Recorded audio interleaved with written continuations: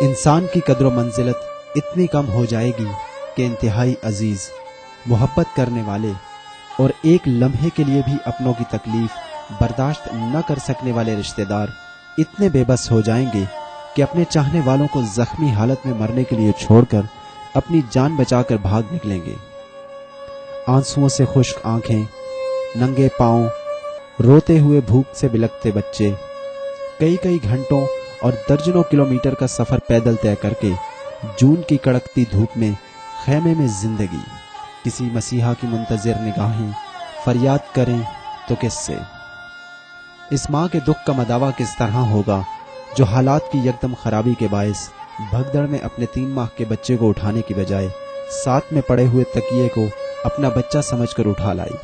اس ماں کو کون یقین دلائے گا کہ اس کی گود میں پڑا ہوا بچہ شدت گرمی کے باعث دم توڑ چکا ہے؟ خیمہ بستیوں میں جگہ جگہ بھٹکتے ہوئے ان بچوں کو والدین سے کون ملائے گا؟ کس دکھ سے نظر بچائیں اور کس دکھ کا مداوع کریں؟ کس بچے کے سر پر ہاتھ رکھیں اور کس ماں کو جھوٹی تسلی دیں؟ مردان، ثوابی، پشاور، مانسہرہ، تخت بائی، کون سی جگہ ہے جہاں تکلیف دکھائی نہیں دیتی؟ یونائیٹڈ نیشن کی 28 مئی 2009 کی رپورٹ کے مطابق اب تک 32 لاکھ سے زائد افراد نقل مکانی کر کے بے بسی کی زندگی گزارنے پر مجبور ہیں۔ اقوام متحدہ کے ادارے یونیسیف کے مطابق نقل مکانی کرنے والے افراد میں سب سے زیادہ تکلیف میں خواتین ہیں، اور اس وقت تک یونیسیف 70,000 سے زائد حاملہ خواتین کی رجسٹریشن مکمل کر چکا ہے۔ دنیا بھر میں کسی بھی ایک ثانیہ میں متاثر ہونے والی خواتین کی آج تک یہ سب سے بڑی تعداد ہے، اور ستم یہ کہ طبی سہولیات نہ ہونے کے برابر ہیں۔ سوات، جس کی وادیوں میں دنیا بھر سے سیاح قدرت کی خوبصورتی سے لطف اندوز ہونے کے لیے آیا کرتے تھے، آج اپنے ہی مکینوں سے بھی محروم ہو کر ویران ہو چکی ہے۔ عمر رحمان مٹھا سوات کا رہائشی ہے، مگر آج کل مانسہرہ کے ایک گاؤں میں اپنے 6 بچوں کے ساتھ کرائے کے ایک کمرے میں رہائش اختیار کیے ہوئے ہے۔ عمر کی بیوی سوات میں جاری آپریشن میں جاں بحق ہو گئی۔ میں مڈی سوات سے آیا ہوں، مڈی سے بھی تھوڑا پیچھے میرا گھر ہے، اور وہاں تکلیف تھا، گھر ہم لوگ کو لازمی چھوڑنا پڑا۔ گھر میرا وہاں ہے، یہاں ہمیں یہ تکلیف ہے، یہ میرا گھر ہے جو آپ لوگوں کو سامنے ہے۔ عمر اپنی بیوی کے انتقال کے بعد سے اب تک بچوں کے لیے ماں اور باپ دونوں کا کردار ادا کر رہا ہے۔ بچوں کے لیے کھانا پکانا ہو یا پھر کپڑے دھونا یا پھر بستر لگانا، عمر تمام کام خود کرتا ہے۔ یہ یار دوست ہے، اس نے یہ کر دیا ہے تو بھائی آپ رہو، جو آپ کا فیصلہ ہو گیا پھر جاؤ۔ اچھا، ان سے پیدا ہو گیا، پیدا یہی جو بس بال بچہ ہمارا بچ گیا۔ عمر سوات میں سرکاری ملازم تھا، اور اس کے ساتھ ساتھ عمر ٹیلر ماسٹر کا کام کرتا تھا اور اس کی اپنی دکان تھی۔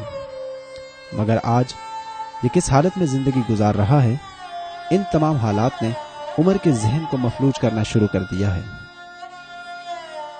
اگر وہاں جاتا ہوں تو اور پرابلم ہوتا ہے، خرچہ میرا یہ کم ہے، گھر کا کرایہ دے دے، بیماری ہے، بیماری میں کوئی گنجائش نہیں ہے، آٹا تو چلو روٹی پکا لے گا، اور گھی تو صرف وہ ہوتا ہے، اور تو ٹماٹر وغیرہ یہ ہم کہاں سے لائے، کپڑے وغیرہ کی تکلیف ہے، بال بچ میرا بیمار ہے، اتنے جو حد سے باہر ہے، ہم لوگ غریب ہے، ہم لوگ کے ساتھ کوئی گنجائش نہیں ہے۔ وہاں پہ ایک تو میں پہلے سرکاری ملازم رہا ہوں، اور دوسرا بات یہ جو میں ٹیلر ماسٹر تھا، کپڑے سلائی کرتا ہوں، سلائی کا کام جانتا ہوں، لیکن اتنا ان باتوں سے تبدیل ہو گیا ہے دماغ، جو کوئی کام پہ نہیں بیٹھ سکتا ہوں، نہیں کر سکتا ہوں۔ سوات میں جاری حالیہ کشیدہ حالات کی وجہ سے جہاں ہر عمر کے افراد متاثر ہوئے ہیں، وہاں ان کشیدہ حالات نے کم عمر بچوں کو خوف اور نفسیاتی مسائل میں بھی مبتلا کر دیا ہے۔ انہی متاثرہ بچوں میں سے ایک 5 سالہ عثمان بھی ہے۔ عثمان کا خاندان مردان میں چارمگی کے کیمپ میں رہائش پذیر ہے۔ عثمان کا بھائی سوات میں جاری حالیہ آپریشن کی نظر ہو گیا۔ پہلے نہیں ڈرتا تھا، بالکل ٹھیک تھا، جب سے فائرنگ اور دھماکوں کا سلسلہ شروع ہوا ہے اس کی یہ حالت ہو گئی ہے 1 ماہ سے۔ عثمان کی والدہ کو جہاں ایک طرف اپنے ایک بیٹے کے بچھڑنے کا غم ہے، تو دوسری جانب عثمان کی خاموشی اور ڈر نے اس مجبور و ستم زدہ ماں کے کرب میں مزید اضافہ کر دیا ہے۔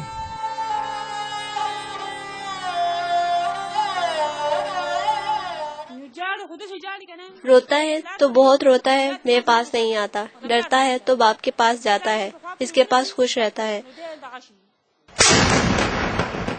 دہشت گردی کے خلاف جاری جنگ اور اسلحے کے بے دریغ استعمال نے عثمان جیسے ہزاروں بچوں کو نفسیاتی مسائل کا شکار کر دیا ہے۔ عثمان کی والدہ چاہتی ہیں کہ اس کے علاقے میں جلد از جلد امن قائم ہو اور وہ اپنے بیٹے کے ساتھ اپنے گھر کو لوٹ سکیں۔ ہمیں بہت زیادہ پریشانی ہے، مجبوری ہے، خدا ہمیں اپنا گھر نصیب کرے اور ہم اپنے گھر واپس لوٹ جائیں۔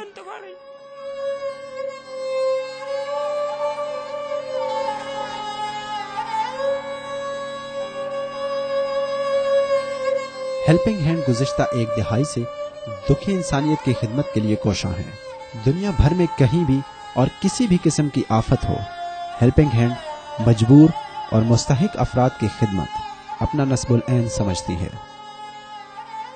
ہیلپنگ ہینڈ دنیا بھر میں اس وقت ایمرجنسی ریلیف، تعلیم، صحت، پینے کے لیے صاف پانی، لائیولیہڈ، یتیم بچوں کی تعلیمی اور گھریلو کفالت، مائکرو فائنانس، قربانی اور ٹیکنیکل ٹریننگ جیسے لاتعداد منصوبہ جات پر کام کر رہی ہے۔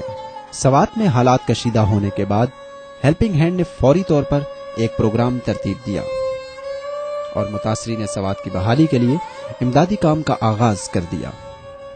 ابتدائی طور پر متاثرین کو متاثرہ علاقوں سے منتقل کر کے محفوظ مقامات پر پہنچایا اور فوری طور پر 2000 سے زائد خاندانوں کو ایک ماہ کے لیے راشن فراہم کیا۔ زخمیوں اور بیمار افراد کے لیے فوری طور پر میڈیکل کیمپ لگائے گئے اور اب تک 40 سے زائد میڈیکل کیمپس کے ذریعے تقریباً 20,000 سے زائد افراد کو مفت طبی سہولیات فراہم کی گئی ہیں۔ ہیلپنگ ہینڈ مردان میں متاثرین کے لیے ایک خیمہ بستی بھی قائم کر رہی ہے۔ یہ خیمہ بستی 300 خاندانوں پر مشتمل ہوگی۔ ہیلپنگ ہینڈ ان 300 خاندانوں کو راشن، کچن کے لیے برتن، بستر، کپڑے اور گرمی کی شدت سے بچنے کے لیے پنکھے فراہم کرے گی۔ خیمہ بستی میں میڈیکل کی سہولیات کے لیے ایک عارضی ہسپتال بھی قائم کیا جا رہا ہے۔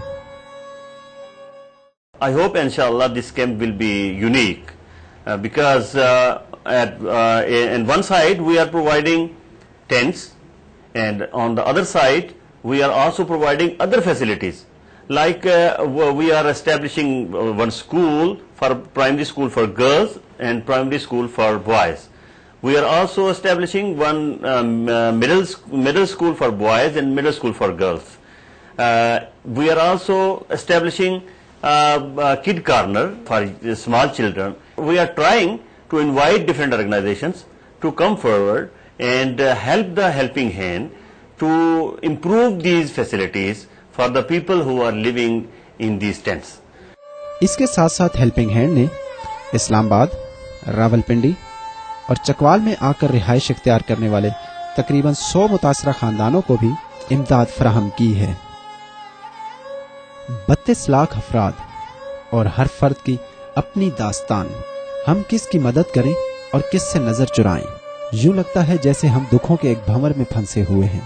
ہر سمت میں ہمیں اور آپ کو متاثرین سوات کے بے بس چہرے دکھائی دیں گے، اور اس تمام المیے میں اگر کوئی سب سے زیادہ متاثر ہو رہا ہے تو وہ ہمارا مستقبل، ہمارے بچے۔ ان بچوں کے چہروں پر مسکراہٹ لانے کے لیے اور ان کا مستقبل محفوظ کرنے کے لیے ہم سب کو بحیثیت قوم مل کر کام کرنا ہوگا۔ آئیے آگے بڑھیے، ہیلپنگ ہینڈ کا ساتھ دیجیے۔ شاید ہماری ذرا سی توجہ اور امداد سے کسی ایک متاثرہ شخص، بچے یا کسی بیٹی کا مستقبل تاریک ہونے سے بچ جائے۔